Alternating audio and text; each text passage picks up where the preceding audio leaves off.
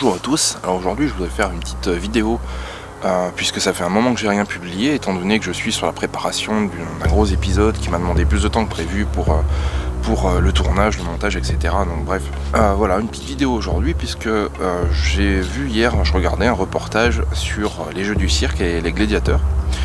Et en fait, j'en suis venu à me poser une question par rapport au fameux adage romain du pain et des jeux, relié forcément à ces jeux du cirque, puisque bien sûr on peut faire le parallèle aujourd'hui entre le pain romain qui est tout simplement les supermarchés aujourd'hui. On a vu un exemple typique de ça il y a pas si longtemps avec le fameux épisode des pots de Nutella en promotion. Et les jeux qui sont tout simplement la télévision et en particulier le football. Alors je me suis demandé en fait quels besoins fondamentaux satisfaisaient justement cet adage du pain et des jeux pour qu'il soit aussi présent et aussi vrai. Donc en fait pour le pain c'est tout à fait évident, c'est le besoin le plus élémentaire, celui de se nourrir, mais pour les jeux on évoque la distraction, le besoin de distraction. Mais ce que je trouve tout à fait curieux en fait, c'est que quand on compare les Romains de l'Antiquité avec les autres peuples, donc par exemple les Celtes ou les Germains, on constate que chez ces peuples, justement Celtes et Germains, qui étaient pourtant réputés belliqueux et assez violents, on n'avait pas d'équivalent en fait en termes de distraction. Il existait bien des jeux de lutte, des jeux d'adresse, de force et même de combat, mais ça allait jamais aussi loin, en tout cas que par exemple les combats de gladiateurs ou les exécutions publiques à Rome. Et c'était beaucoup moins mis en scène en tout cas, et c'était à une échelle qui était quand même beaucoup moins importante. Donc je me suis demandé en fait quelle était la différence, qu'est-ce qui faisait que les Romains avaient autant besoin de sang, de spectacles et de violence mélangées que des peuples qui étaient pourtant beaucoup plus belliqueux, beaucoup plus violents. Pourquoi eux, au final, n'avaient pas ce besoin par rapport à leur distraction? Et là en fait, la réponse elle est relativement simple puisque, comme je vous le disais dans la vidéo sur Odin Alphadir, je citais Héraclite et son aphorisme le combat est le père de toute chose. Et en fait, quand on regarde les Celtes et les Germains qui étaient en permanence en lutte et en guerre les uns contre les autres, au final ils étaient constamment confrontés à la guerre, au combat et à la violence, puisque déjà ils n'avaient pas d'armée professionnalisée, donc en fait chaque homme en âge de tenir une arme était amené un jour ou l'autre à prendre les armes justement pour défendre son clan, son peuple, etc. Alors qu'à Rome, les légions étaient professionnalisées. Ce qui fait que le commun des mortels, en fait, le commun des Romains en tout cas, n'était pas confronté directement à la guerre et au combat.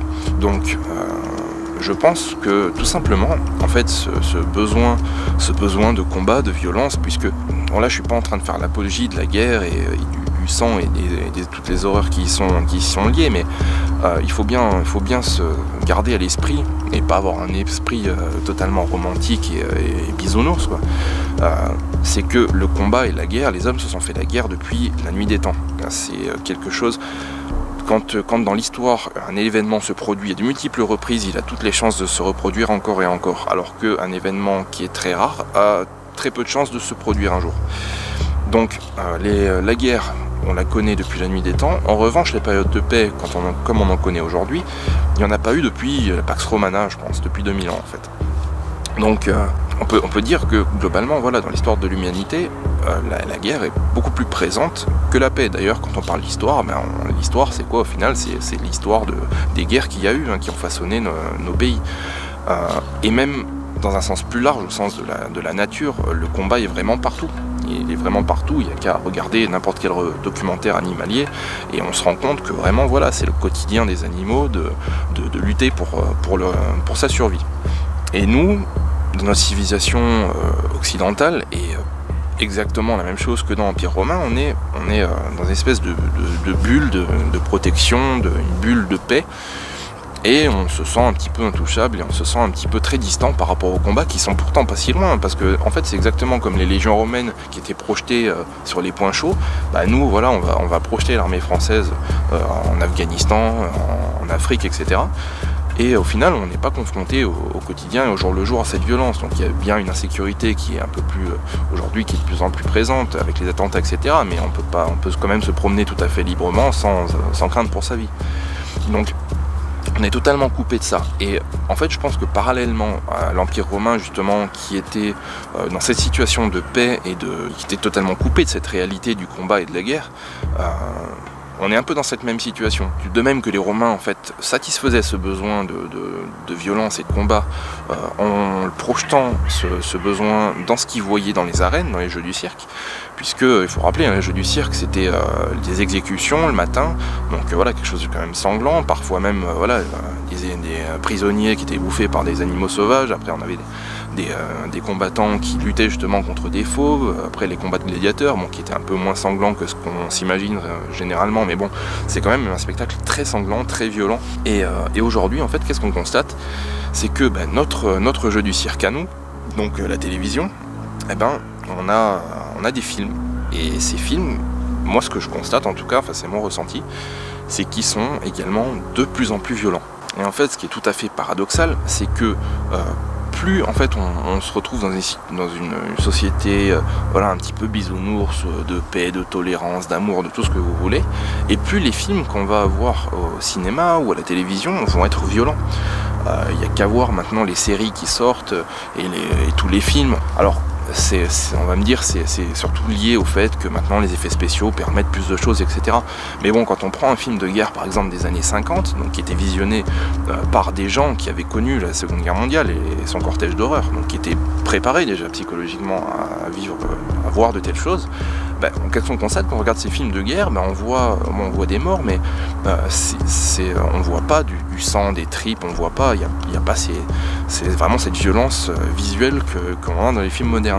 Donc je pense pas que ce soit simplement en fait une question d'effets spéciaux, c'était juste que voilà, que à cette époque du fait que voilà, qu'on avait vécu ces horreurs en direct quasiment, on n'avait plus besoin en fait de se les projeter au cinéma et tout ça. On recherchait pas, on n'avait pas envie de voir ça au cinéma. On ne devait pas estimer en fait que c'était une distraction que de voir des mecs se faire ouvrir le bide avec les tripes qui sortent.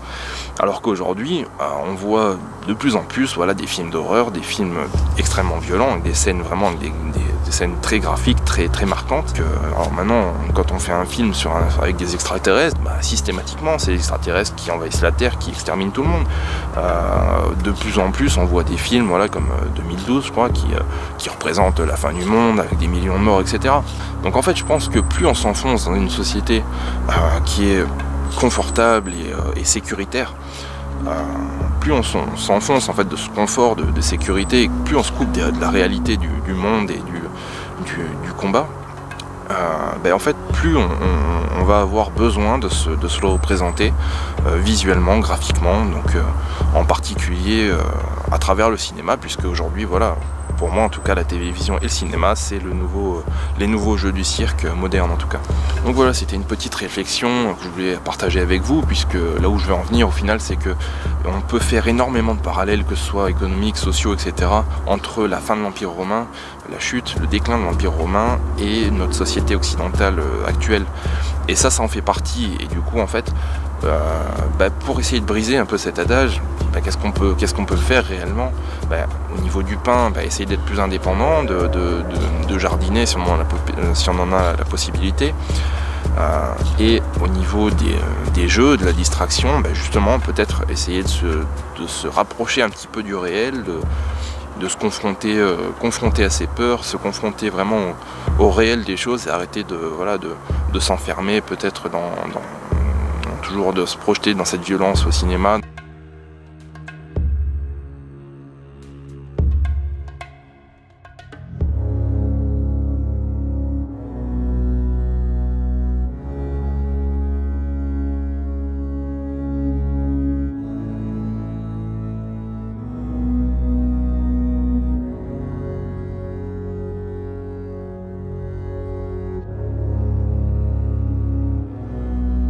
Ou en tout cas, ne serait-ce qu'accepter voilà, la réalité des choses telles qu'elle est, et d'essayer de s'affranchir un petit peu de cet esprit vraiment de bisounours où voilà, tout le monde il est beau, tout le monde il est gentil, puisque c'est clairement pas le cas dans le monde. La vie est un combat permanent et même si nous on est dans un système de confort qui permet de s'affranchir un petit peu de cette vérité, elle est là, elle existe. Donc essayez simplement de s'en rapprocher d'une manière ou d'une autre.